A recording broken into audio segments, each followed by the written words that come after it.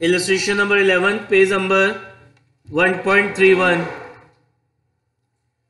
क्या कह रहा है? Prepare trading and profit and loss account for the year ended 31 December 2019 from the following trial balance of mister Gupta traders. अब ये trial balance दे रखा है, इससे आपको उसका क्या बनाना है? ट्रेडिंग पीएनएल और बैलेंस शीट। तो सबसे पहले आपका बनेगा trading account, then profit and loss account, balance sheet and then working note. सबसे पहले दे रखा है स्टॉक एट कमेंसमेंट, मतलब ओपनिंग स्टॉक। तो ओपनिंग स्टॉक कहाँ लिखते हैं अपन? ट्रेडिंग अकाउंट की डेबिट साइड में। तो ट्रेडिंग अकाउंट की डेबिट साइड में आएगा टू ओपनिंग स्टॉक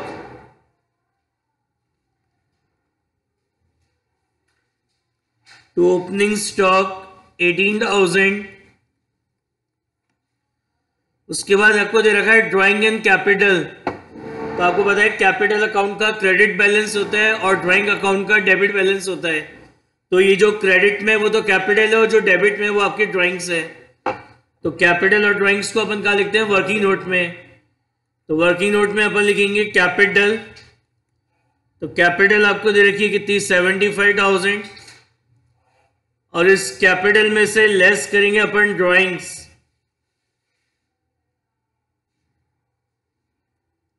तो ड्राइंग आपको दे रखा है कितने का? 10,000 का। उसके बाद परचेज एंड सेल है।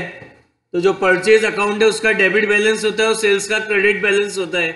तो जो डेबिट में वो परचेज है और जो क्रेडिट में वो क्या है? आपकी सेल्स है। तो परचेज का लिखते हैं अपन ट्रेडिंग अकाउंट की डेबिट साइड में टू परचेज। कितनी दे रखी है परचेज आपकी? 75,000 की। एंड उसके बाद आपको सेल्स दे रखी है कितनी है? 1,40,000। तो यहां लिखेंगे क्रेडिट साइड में बाय सेल्स अकाउंट 1,40,000। उसके बाद रिटर्न दे रखी है। तो जो डेबिट में वो तो आपकी सेल्स रिटर्न है और जो क्रेडिट में वो आपकी परचेज रिटर्न है।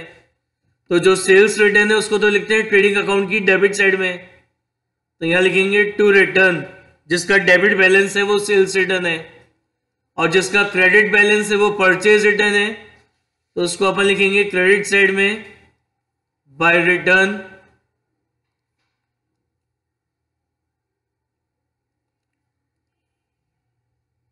Bye return 2,000। उसके बाद नेक्स्ट है आपका कैश इन हैंड। तो कैश इन हैंड आपका असेट होता है, it is a current asset. और करंट असेट्स को अपन कहां रिकॉर्ड करते हैं? बैलेंस शीट की असेट साइड में। तो बैलेंस शीट की असेट साइड में लिखेंगे कैश इन हैंड। तो कैश इन हैंड आपको दे रखा है कितना है? 4,000। कैश इन हैंड आपको दे रखा है कितना है? 4,000। उसके बाद कैरेज है। तो साइलेंस के केस में मानेंगे कौन काय का कैरेज हमने पे करा है? जो गुड्स हमने परचेस करे उसका कैरेज हमने पे करा है। साइलेंस के केस में फ्रेट और कैरेज दोनों को वही ट्रीट करते हैं। ये काय का फ्रेट और सिंपल दे रखा है फ्रेट और कैरेज। तो साइलेंस के केस में क्या अज्यूम करना है? ये फ्रेट और कैरेज किसके लिए पे करा है? गुड्स खरीदते समय, गुड्स परचेस करते टाइम। तो मतलब ये खर्चा प्रोडक्ट बनने से पहले इंकर्ड हो गया, तो it is a direct expense. और डायरेक्ट एक्सपेंस को अपन कहा दिखाते हैं? ट्रेडिंग अकाउंट की डेबिट साइड में। तो ट्रेडिंग अकाउंट की डेबिट साइड में लिखेंगे टू कैरेज। तो कैरेज आपको दे रखा है कितने का है? 3,000। कैरेज के बाद नेक्स्ट है फैक्ट्री लाइटिंग। तो मैंने आपको बताया था फैक्ट्री से रिलेटेड जितने भी हमारे एक्सपेंस होते हैं all are direct expense and direct expense is debited in trading account. तो ट्रेडिंग अकाउंट में लिखेंगे to factory lighting.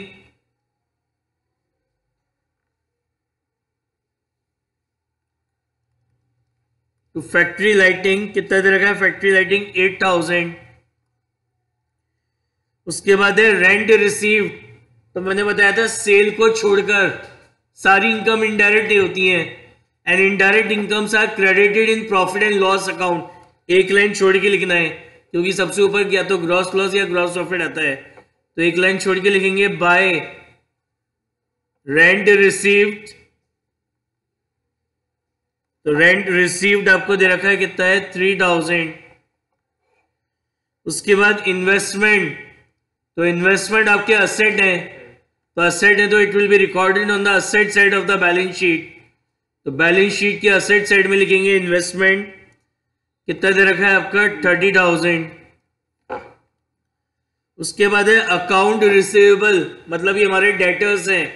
Account receivable मतलब ये हमारे डेटर्स हैं, और डेटर्स को अपन का रिकॉर्ड करते हैं बैलेंस शीट की असेट साइड में। तो यहां लिखेंगे account receivable,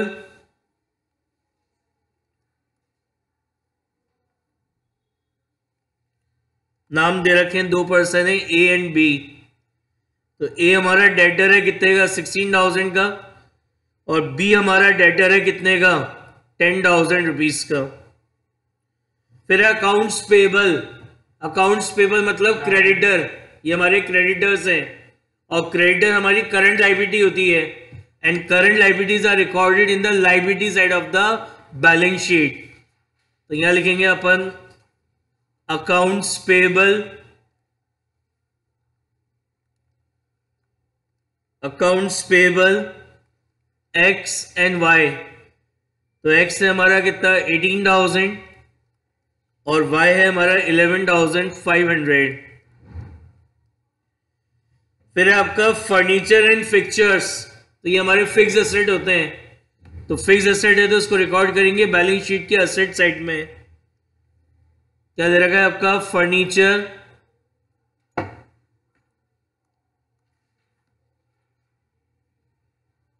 furniture and fixture. तो फर्नीचर एंड फिक्चर्स आपको दे रखे हैं कितने 16,000। उसके बाद है bill receivable and bills payable. तो बिल रिसीवेबल हमारा करंट एसेट होता है, बिल्स पेबल हमारी करंट लायबिलिटी होती है। तो बैलेंस शीट की एसेट साइड में लिखेंगे बिल रिसीवेबल। तो बिल रिसीवेबल आपको दे रखा है कितना है 10,000। फिर आपका बिल्स पेबल, ये हमारी करंट लायबिलिटी होती है, तो यहां लिखेंगे bills payable, it is our current liability, कितना दे रखा है 12,000। उसके बाद है प्रिंटिंग एंड स्टेशनरी। तो ये प्रिंटिंग एंड स्टेशनरी वगैरह ऑफिस में यूज होती हैं, और ऑफिस और एडमिनिस्ट्रेशन से रिलेटेड जो भी एक्सपेंस होते हैं सब हमारे इनडायरेक्ट एक्सपेंस होते हैं। तो it will be debited in profit and loss account, एक लाइन छोड़ के। तो यहां लिखेंगे to printing and stationery, to printing and stationery कितना दे रखा है आपका 6,500। उसके बाद इंटरेस्ट है, तो it is a indirect expense. कोई सा भी लोन का इंटरेस्ट हो, कोई भी इंटरेस्ट आप पे कर रहे हैं, all interest are indirect expense, so it will be debited in profit and loss account. तो यहां लिखेंगे टू इंटरेस्ट कितना है 2,000। इंटरेस्ट के बाद है लोन। तो लोन आपकी लायबिलिटी होती है, तो लायबिलिटीज को कहाँ रिकॉर्ड करते हैं बैलेंस शीट की लायबिलिटी साइड में। तो बैलेंस शीट की लायबिलिटी साइड में लिखेंगे लोन कितना है 19,500। रिपेयर, तो repair is a indirect expense, तो it will be recorded in profit and loss account. तो टू रिपेयर कितना दे रखा है 2,500। सॉरी, रिपेयर आपको दे रखा है 1,000। रिपेयर के बाद आपको दे रखे ट्रेड एक्सपेंसेस। तो ट्रेड एक्सपेंस क्या होते हैं, सेल से रिलेटेड जो हमारे एक्सपेंस होते हैं वो हमारे ट्रेड एक्सपेंस कहलाते हैं। तो it will be recorded, trade expense मतलब सेल से रिलेटेड एक्सपेंस है, तो ये हमारा इनडायरेक्ट एक्सपेंस हो गया, तो it will be recorded in the debit side of profit and loss account.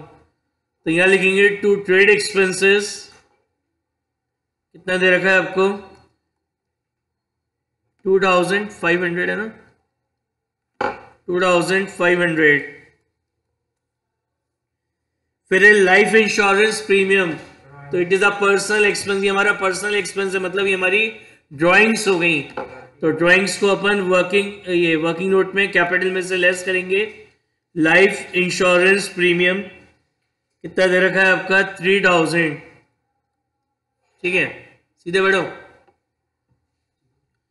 उसके बाद है bank overdraft, it is a current liability.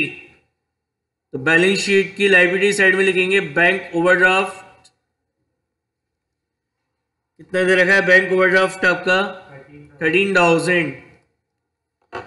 उसके बाद है लीगल एक्सपेंसेस, तो ये खर्चे भी ऑफिस के होते हैं, तो it is a indirect expense. तो उसको कहाँ रिकॉर्ड करेंगे? Debit side of profit and loss account to legal expenses.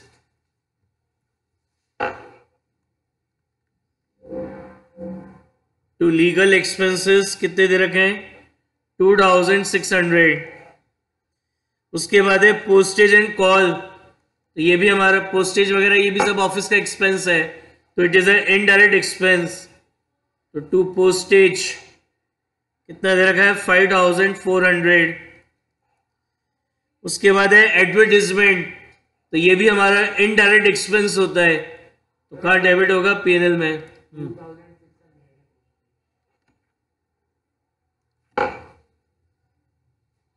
तो लीगल कितना है?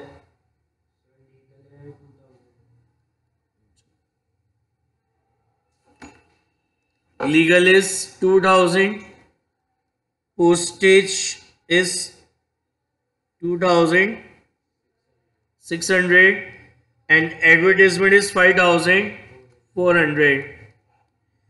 उसके बाद है वेजेस एंड सैलरी। ये मैंने कल आपको बताया था, एक बुक्स में कंसेप्ट दे रखा है, इसका कोई लॉजिक नहीं है कि वेजेस एंड सैलरी आ जाए तो उसको ट्रेडिंग में लिखना है, और सैलरी एंड वेजेस आ जाए तो उसको क्या लिखेंगे? पीएनएल में। ठीक है, वेजेस एंड सैलरी, तो इट इज, इसको डायरेक्ट एक्सपेंस ट्रीट करते हुए इसको अपन लिखेंगे ट्रेडिंग अकाउंट में। टू वेजेस एंड सैलरी कितना दे रखा है? 16,000। उसके बाद है ऑडिट फी, तो ये भी एक्सपेंस आपका ऑफिस से रिलेटेड है, ऑफिस और एडमिनिस्ट्रेशन से, तो it is a indirect expense. बताइए क्या होती है? व्हाट इज ऑडिट फी? कि जो भी अपन बुक्स और अकाउंट्स बनाते हैं उसको अगर आप एक चार्टेड अकाउंटेंट से चेक करवा रहे हैं, तो जो चेकिंग का जो प्रोसेस है वो ऑडिट कहलाती है, और उसके लिए जो सीए को आप फीस देते हैं वो ऑडिट फीस कहलाती है। तो it is a indirect expense. कितना है? 4,000। फ्री होल्ड प्रॉपर्टी, ये हमारी फिक्स एसेट है। Free hold property is a fix asset, तो इसको लिखेंगे बैलेंस शीट के एसेट साइड में। फ्री होल्ड प्रॉपर्टी कितना दे रखा है? फ्री होल्ड प्रॉपर्टी आपका 48,000। उसके बाद क्लोजिंग स्टॉक गिवन है आउटसाइड द ट्रायल बैलेंस, तो क्या बताया था? If closing stock is given outside the trial balance, तो उसको एक तो अपन ट्रेडिंग अकाउंट की क्रेडिट साइड में लिखते हैं बाय क्लोजिंग स्टॉक। कितना दे रखा है क्लोजिंग स्टॉक आपका? 23,000। और दूसरा उसको अपन कहाँ रिकॉर्ड करेंगे? On the asset side of the balance sheet. तो आप यहां लिखोगे क्लोजिंग स्टॉक, तो क्लोजिंग स्टॉक आपको दे रखा है कितना? 23,000। ठीक है, हो गया कंप्लीट। अब इसको बैलेंस करेंगे। अब ये जो आपका ट्रेडिंग अकाउंट है इसमें क्रेडिट साइड ज्यादा है, डेबिट कम है, तो यानी इसका कौन सा बैलेंस आ रहा है? क्रेडिट बैलेंस आ रहा है। And credit balance of trading account is known as gross profit, is known as gross profit balancing figure. तो ये आ रहा है आपका कितना? 44,000। दोबारा बता रहा हूं, यहां पे क्या लिखोगे? To profit and loss account लिखना है, तो यहां लिखेंगे to profit and loss account, and this gross profit is transfer to PNL. तो प्रॉफिट एंड लॉस अकाउंट के सबसे ऊपर लिखेंगे बाय ट्रेडिंग अकाउंट। कितना आ रहा है? 44,000। ये जो आपका प्रॉफिट एंड लॉस अकाउंट है इसका भी क्रेडिट बैलेंस आ रहा है, क्रेडिट ज्यादा है और डेबिट कम है, तो credit balance of profit and loss account is known as net profit balancing figure. तो ये नेट प्रॉफिट आपका आ रहा है कितना? 21,000, and it will be transfer to the capital account of the proprietor. ये प्रोप्राइटर के कैपिटल अकाउंट में transfer हो जाएगा। कितना है नेट प्रॉफिट? 21,000। इसको हम यहाँ पे ऐड करेंगे कैपिटल में, ऐड करेंगे नेट प्रॉफिट कितना दे रखा है, कितना कैलकुलेट किया अपन ने, 21,000। अब ये एडलेस करेंगे तो ये आ जाएगी हमारी क्लोजिंग कैपिटल। तो क्लोजिंग कैपिटल आ रही है एडलेस करने के बाद 83,000। तो यहां लिखेंगे क्लोजिंग कैपिटल, क्लोजिंग कैपिटल 83,000। और ये बैलेंस शीट का ये जो टोटल है ये इक्वल आ रहा है, ये आ रहा है 1,57,000 एंड 1,57,000। बताइए समझ में आएगी वहां। नेक्स्ट देखिए इलस्ट्रेशन नंबर 12।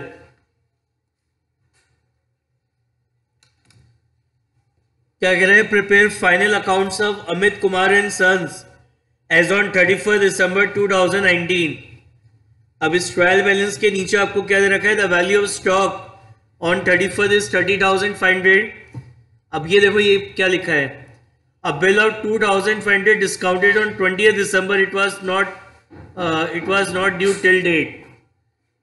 क्या कह रहा है कि 20 दिसंबर को एक बिल है जिसका अपन ने बैंक से डिस्काउंट कराया था, 31 दिसंबर आगे मेरा काउंटिंग ईयर एंड हो गया, लेकिन अभी तक इसकी ड्यू डेट नहीं आई है। तो ये हमारी कंटीजेंट लायबिलिटी कहलाती है। What is contingent liability? Contingent liability क्या होती है, एक ऐसी लायबिलिटी जिसका अराइज होना फ्यूचर के किसी इवेंट के हैपनिंग और नॉन हैपनिंग पर डिपेंड करता है, तो वो हमारी कंटीजेंट लायबिलिटी कहलाती है। अब ये कैसे कंटीजेंट लायबिलिटी हो गई, हमारे पास बीआर था जिसको अपन ने बैंक से डिस्काउंट कराया था। अब ड्यू डेट पे अगर ड्रॉई बैंक को पेमेंट कर देगा तब तो कोई दिक्कत नहीं है, लेकिन अगर ड्यू डेट पे ड्रॉई ने बिल का पेमेंट करने से मना कर दिया तो यानी इस बिल का पैसा हमें देना पड़ेगा बैंक को। तो इसलिए it is a contingent liability. अगर ड्रॉई ने पेमेंट कर दिया तो ये लायबिलिटी अराइज नहीं होगी, और ड्रॉई ने अगर पेमेंट नहीं करा तो फिर ये लायबिलिटी अराइज हो जाएगी, हमें पे करना पड़ेगा। तो क्या होती है कंटीजेंट लायबिलिटी, एक ऐसी लायबिलिटी जिसका अराइज होना फ्यूचर के किसी इवेंट के हैपनिंग और नॉन हैपनिंग पर डिपेंड करता है, तो वो हमारी क्या कहलाती है, कंटीजेंट लायबिलिटी। और ये जो कंटीजेंट लायबिलिटी है it will be recorded below the balance sheet. जो हम बैलेंस शीट बनाते हैं उसके नीचे नोट डाल के उसको शो करते हैं, ठीक है ना। इसको ना तो ट्रेडिंग अकाउंट में दिखाया जाता है, ना प्रॉफिट एंड लॉस अकाउंट में, ना बैलेंस शीट में। इसको बैलेंस शीट के नीचे एज अ फुट नोट डाल के अपन क्या करते हैं, शो करते हैं। समझ में आ गया व्हाट इज कंटीजेंट लायबिलिटी? एक ऐसी लायबिलिटी जिसका अराइज होना फ्यूचर के किसी इवेंट के हैपनिंग और नॉन हैपनिंग पे डिपेंड करता है। जैसे यहाँ पे एग्जांपल दिया है कि एक बिल है जिसको हमने बैंक से डिस्काउंट कराया, 31 दिसंबर को मेरा काउंटिंग ईयर एंड हो गया, लेकिन अभी तक इसकी ड्यू डेट नहीं आई है। तो अब ड्यू डेट पे क्या होगा, दो में से एक काम होगा। क्या? पहला काम तो ड्रॉई, जो हमारा ड्रॉई है वो बैंक को पेमेंट कर दे, तब तो कोई दिक्कत नहीं है। लेकिन अगर ड्यू डेट पे ड्रॉई ने बैंक को पेमेंट करने से मना कर दिया तो फिर ये पैसा हमें पे करना पड़ेगा बैंक को। तो ये हमारी क्या होगी, कंटीजेंट लायबिलिटी हो गई। तो उसको कहां दिखाओगे, बैलेंस शीट के नीचे नोट डाल के, ठीक है। चलिए स्टार्ट करते हैं क्वेश्चन। सबसे पहले आपका दे रखा है स्टॉक दे रखा है 1 जनवरी का, मतलब it is a opening stock. तो ओपनिंग स्टॉक कहां शो करते हैं अपन, ट्रेडिंग अकाउंट में। तो ट्रेडिंग अकाउंट में लिखेंगे टू ओपनिंग स्टॉक, कितना दे रखा है 22,400। परचेज को भी कहां शो करते हैं अपन, ट्रेडिंग अकाउंट में। तो ट्रेडिंग अकाउंट में आएगा टू परचेज, कितना है 81,000। प्रोडक्टिव एक्सपेंसेस मतलब प्रोडक्शन से रिलेटेड एक्सपेंसेस हैं, तो प्रोडक्शन कहां पे होता है, फैक्ट्री। और फैक्ट्री से रिलेटेड हमारे सारे एक्सपेंस डायरेक्ट एक्सपेंस होते हैं, तो it will be recorded in the trading account to productive expenses.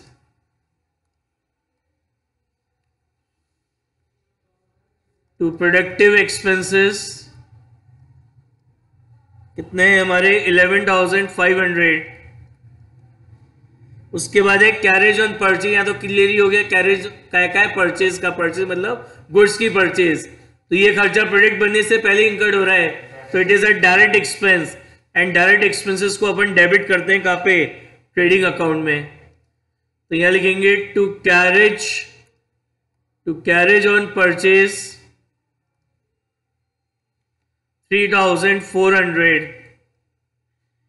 उसके बाद है एस्टैब्लिशमेंट एक्सपेंस, ये हमारे इनडायरेक्ट एक्सपेंस होते हैं, तो it will be debited in profit and loss account. Establish मतलब बिजनेस को एस्टैब्लिश करने में जो एक्सपेंसेस इंकर्ड होते हैं, तो टू एस्टैब्लिशमेंट एक्सपेंसेस कितने दे रखे हैं आपको? Establishment expenses 12,000। उसके बाद है फर्नीचर एंड फिक्चर्स, तो फर्नीचर एंड फिक्चर्स हमारे फिक्स एसेट्स होते हैं, तो इसको कहाँ शो करेंगे? बैलेंस शीट की एसेट साइड में, फर्नीचर एंड फिक्चर्स। तो फर्नीचर एंड फिक्चर्स हैं कितने के? 25,000 के। उसके बाद सेल्स दे रखी है, तो सेल्स को अपन कहाँ लिखते हैं? Credit side of trading account, तो बाय सेल्स अकाउंट कितना दे रखा है? Sales account 1,52,000। उसके बाद return and debit, return debit मतलब it is a sales return, क्योंकि सेल्स रिटर्न का डेबिट बैलेंस होता है, तो उसको रिकॉर्ड करेंगे ट्रेडिंग अकाउंट में। टू रिटर्न कितना है? डेबिट का 2,000। और रिटर्न के आगे लिखा है क्रेडिट, तो ये हमारी परचेज रिटर्न है, क्योंकि परचेज रिटर्न का क्रेडिट बैलेंस होता है, तो इसको लिखेंगे ट्रेडिंग अकाउंट की क्रेडिट साइड में। बाय रिटर्न कितना है? 1,000। उसके बाद है फैक्ट्री रेंट, तो फैक्ट्री से related all expenses are indirect, sorry direct, तो it will be debited in trading account. तो आप यहां लिखोगे टू फैक्ट्री रेंट, तो फैक्ट्री रेंट आपको दे रखा है 8,000। उसके बाद है कैरेज ऑन सेल्स, तो ये खर्चा कब हुआ? प्रोडक्ट बनने के बाद, और प्रोडक्ट बनने के बाद जो भी एक्सपेंस होते हैं ऑल आर इनडायरेक्ट एक्सपेंसेस, तो it will be debited in profit and loss account. तो यहां लिखेंगे टू कैरेज ऑन सेल्स कितना दे रखा है? 3,600। फिर है अनप्रोडक्टिव एक्सपेंस, ये भी हमारे इनडायरेक्ट एक्सपेंस होते हैं, तो यहां लिखेंगे टू अनप्रोडक्टिव एक्सपेंसेस, ये हमें आपको दे रखे हैं कितने? 8,400। Loss on sale of furniture, मैंने बताया था जितने भी लॉसेस होते हैं all losses are debited in profit and loss account, तो प्रॉफिट एंड लॉस अकाउंट में लिखेंगे to loss on sale of furniture, तो loss on sale of furniture कितना दे रखा है? 2,000। लोन के आगे लिखा हुआ है क्रेडिट, इसका मतलब ये लोन हमने ले रखा है, ये हमारी लायबिलिटी है, तो it will be recorded in the liability side of the balance sheet. कितना दे रखा है? 23,000। इंटरेस्ट ऑन लोन, मैंने बताया कोई सा भी इंटरेस्ट है, जो भी इंटरेस्ट आप पे कर रहे हैं, all interest are indirect expenses, तो it will be recorded in the debit side of P&L account.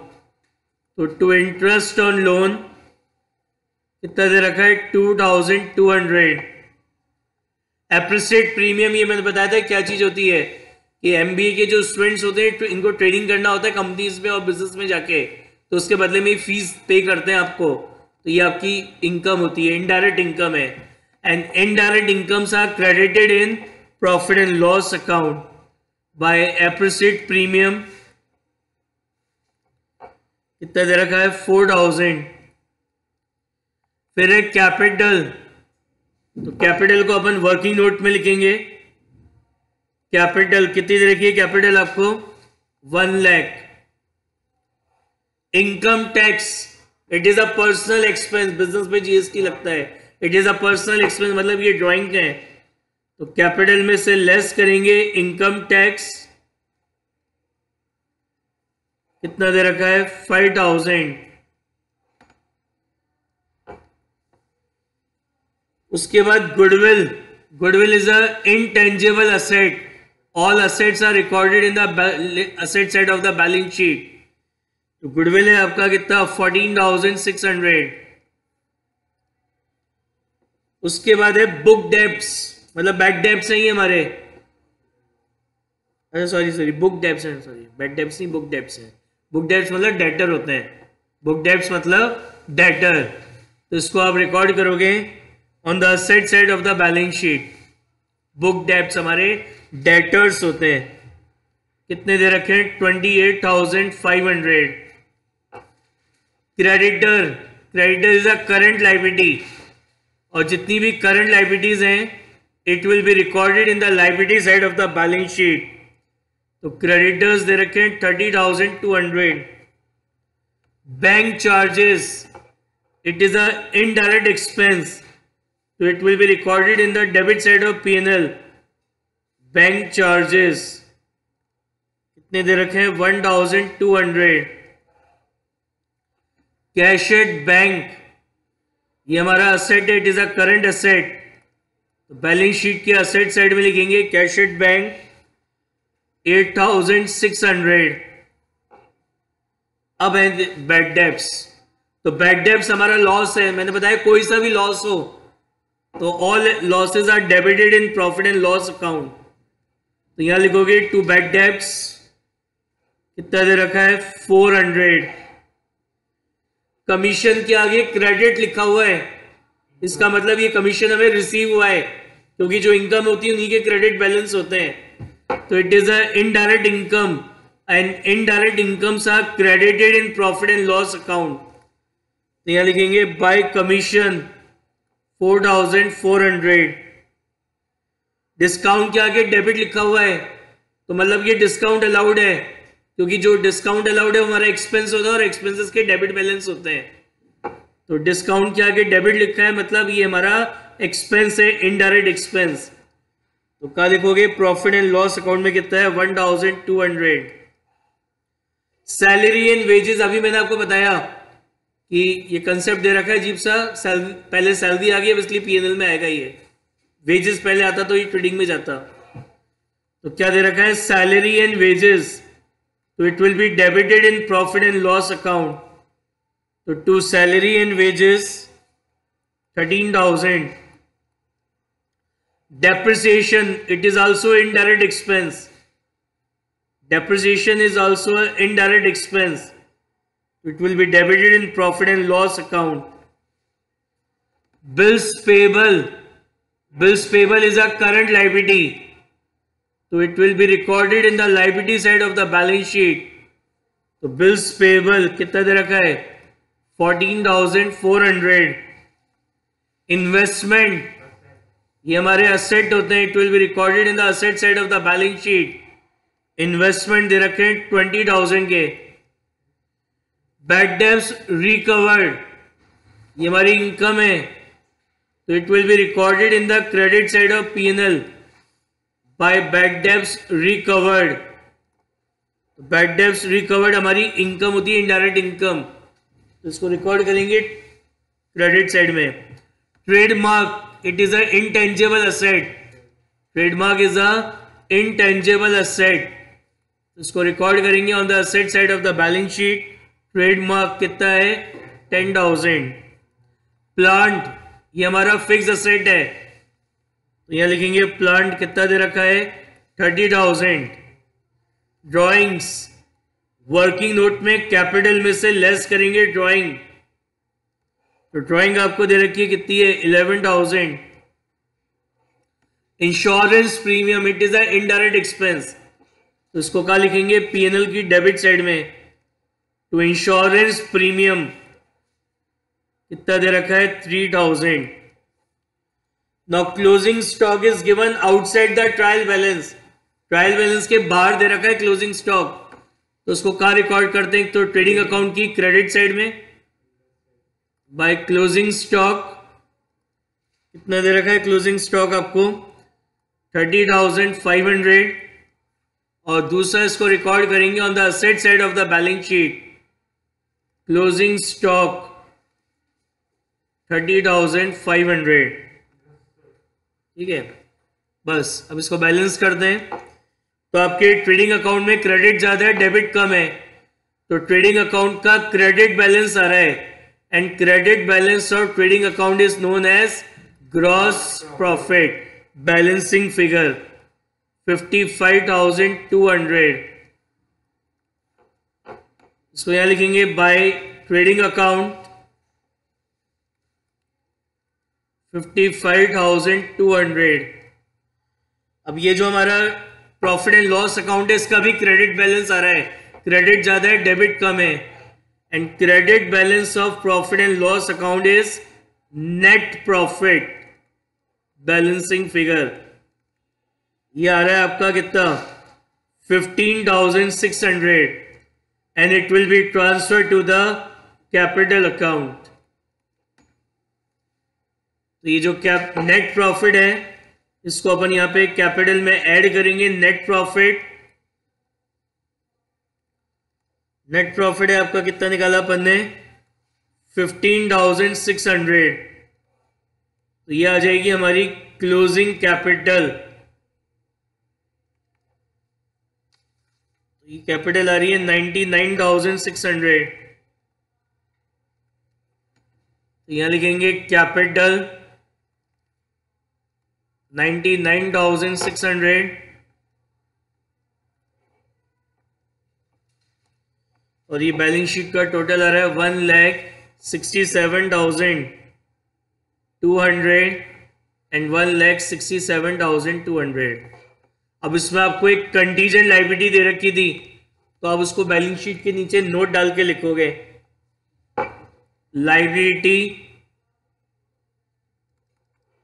For bill discounted, liability for bill discounted. तो जो भी कंटीजेंट लायबिलिटी होती है उसको इस तरीके से बैलेंस शीट के नीचे नोट डाल के लिखते हैं। समझ में आ गया कंटीजेंट लायबिलिटी क्या होती है, वो समझ में आ गई।